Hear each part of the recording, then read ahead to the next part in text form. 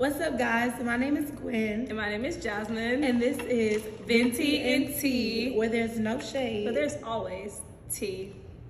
Welcome back, guys. I know last time we ended off at what does the attachment styles play in our friendships? All right. Part 2 of the attachment video, we left off talking about how our attachment styles played a role in our friendship, and we went into a little bit of detail in how she's a Leo, I'm a Taurus, and how we bump heads and this and the third, and how she's anxious and I'm fearful avoidant.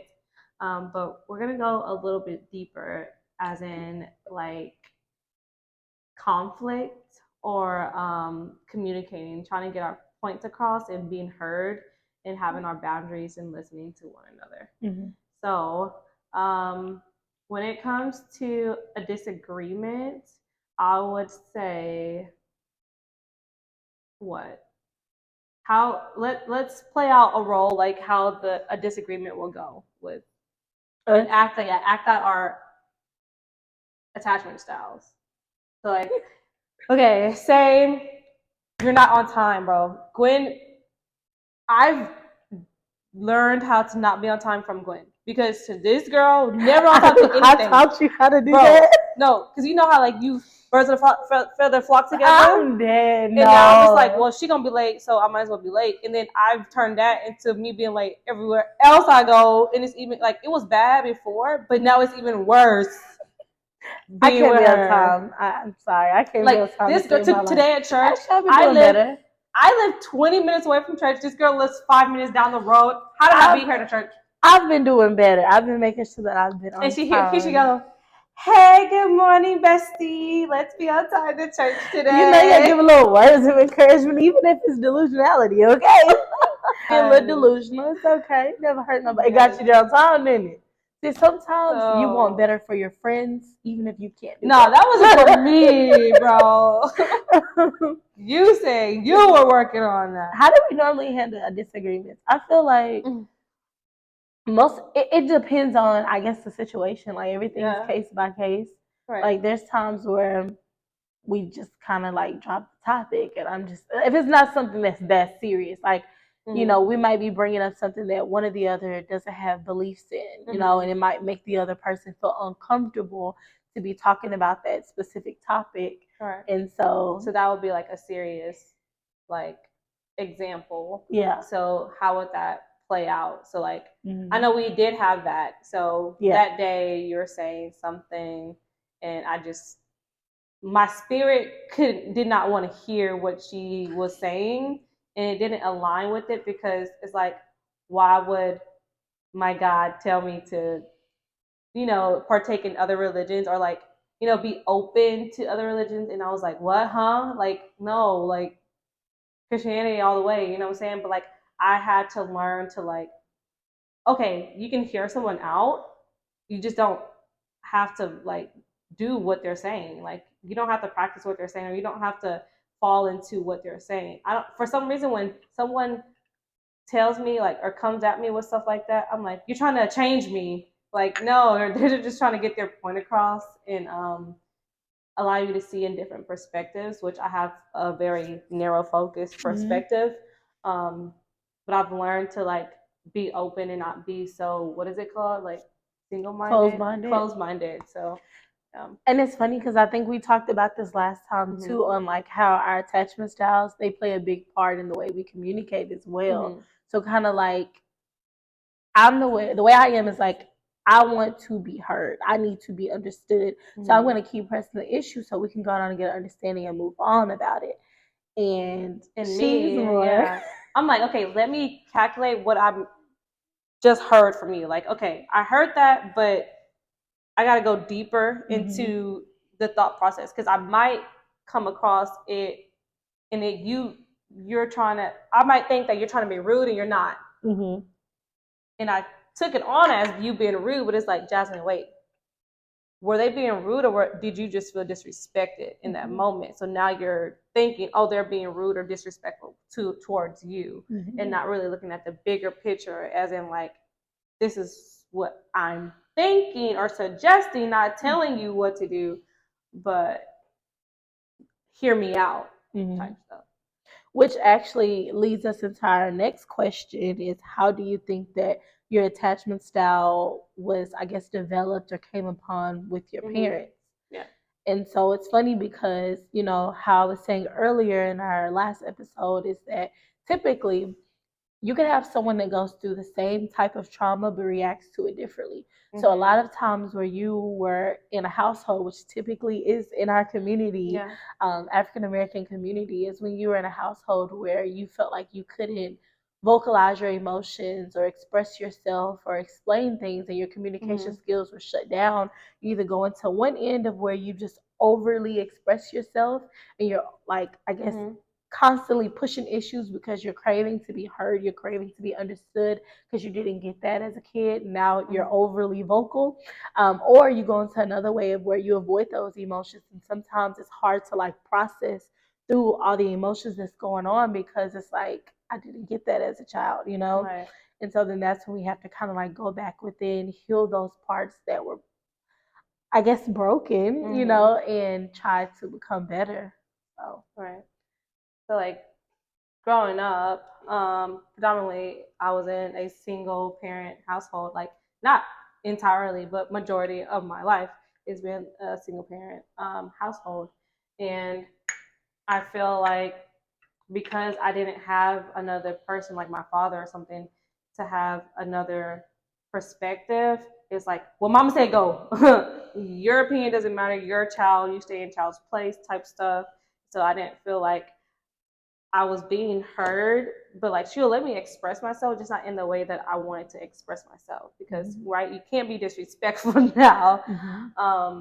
But so now I find myself either tipping off and being able to express myself the way I want to express myself because no one can hold me back type stuff because I'm grown. Period. But I know that that's not always the way to communicate. That's poor communication.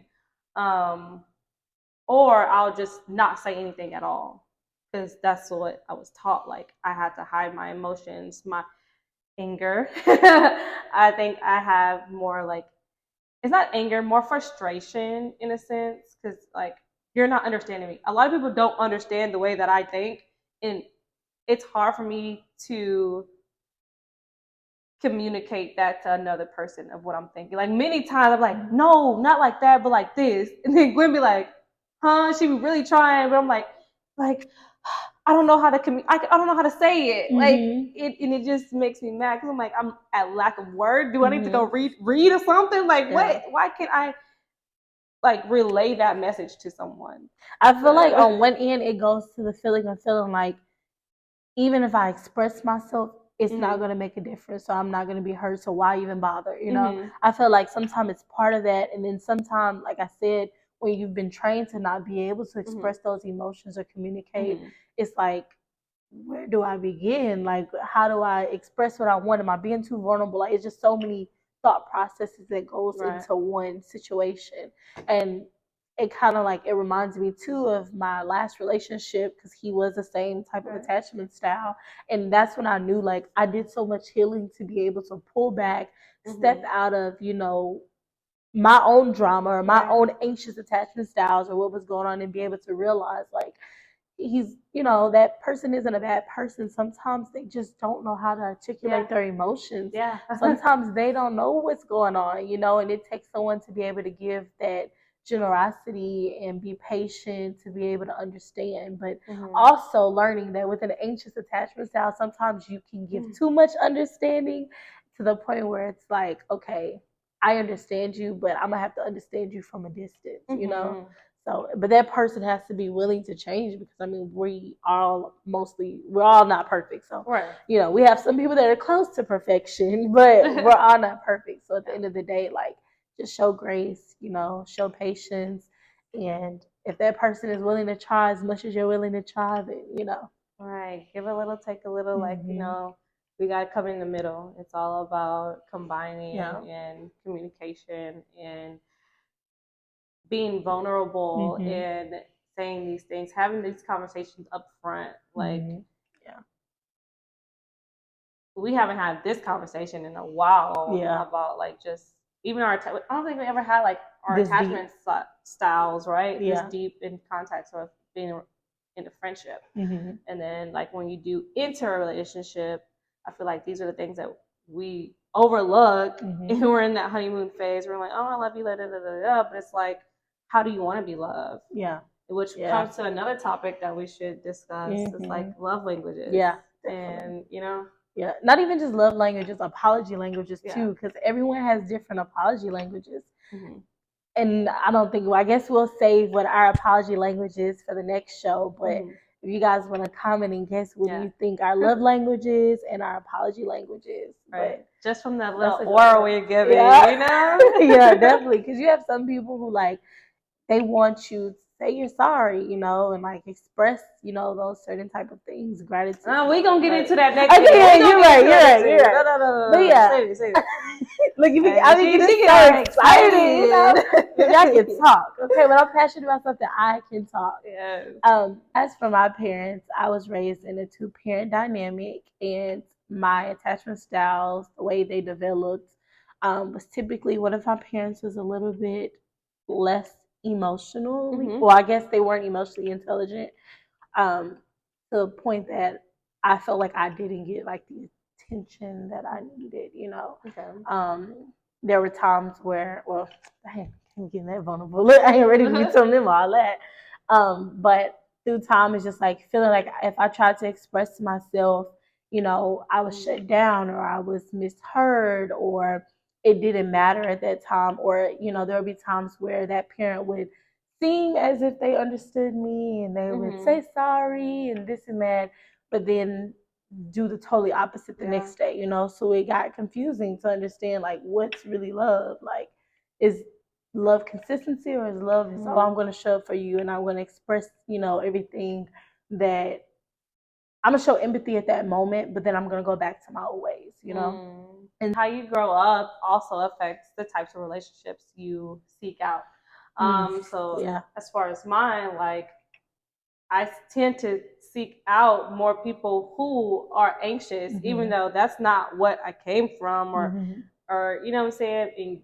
But opposite for you, you seek out exactly what you went through. Yeah. Or like not seek out, you attract. That's better, I attract the opposite and you attract the exact thing. Well, you know, I think it's a little bit of both though. It's actually attract and seek, because if you think about it, right, you can attract something all day long, but you still have to accept it.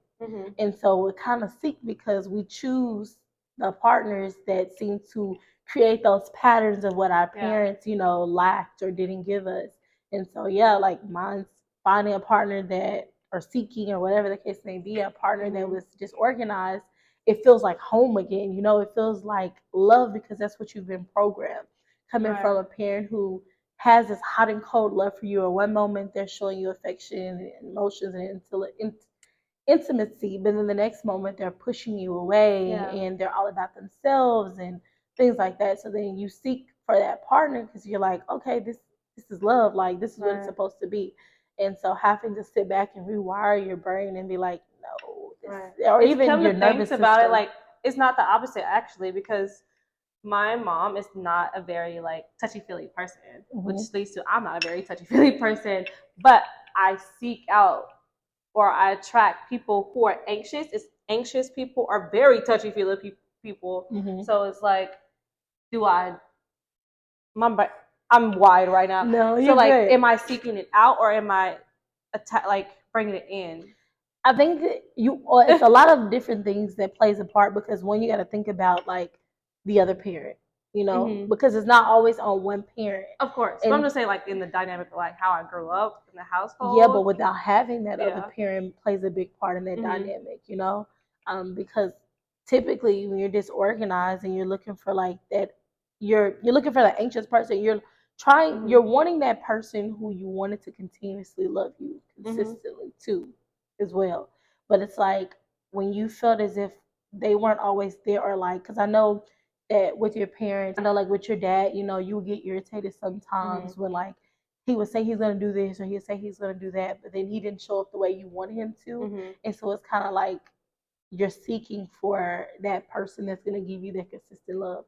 But right now, you don't know how to actually like enjoy it, because when that person gets too emotionally strong with you, or they get too, which goes with the disorganized attachment style, when those emotions get too strong or you feel that connection, it scares you and you run, because now you're like, wait a minute, like this person's gonna probably hurt me, like you're of course you're not consciously thinking that way, but subconscious, like this person's gonna hurt me, so let me run so I can protect myself, because you were taught now, because you didn't get that nurturing like love that you needed. You were taught, now let me do it on my own, let me take care of myself on my own.